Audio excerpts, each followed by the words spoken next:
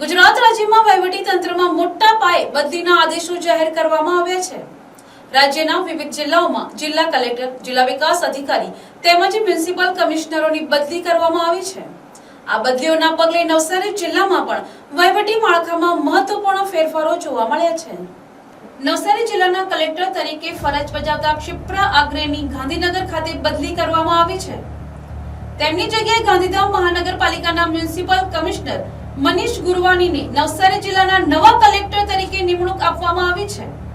તેમજ નવસારી જિલ્લાના જિલ્લા વિકાસ અધિકારીની પણ ગાંધીનગર ખાતે બદલી કરવામાં આવી છે।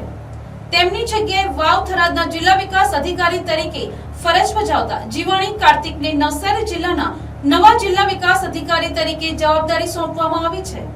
આ સાથે નવસારી મહાનગરપાલિકાના મ્યુનિસિપલ કમિશનર દેવ ચૌધરીની બદલી તાપી જિલ્લાના વ્યારા કલેક્ટર તરીકે કરવામાં આવી છે। જ્યારે અમદાવાદ મ્યુનિસિપલ કોર્પોરેશનમાં ડેપ્યુટી કમિશનર તરીકે ફરજ બજાવતા જયેશકુમાર ઉપાધ્યાયને નવસારી મહાનગરપાલિકાના નવા મ્યુનિસિપલ કમિશનર તરીકે નિયુક્ત કરવામાં આવ્યા છે। રાજ્ય સરકાર દ્વારા કરવામાં આવેલી આ વહીવટી બદલીઓને લઈને વિવિધ વિભાગોમાં નવી જવાબદારીઓ સાથે અધિકારીઓ કાર્યભાર સંભાળશે।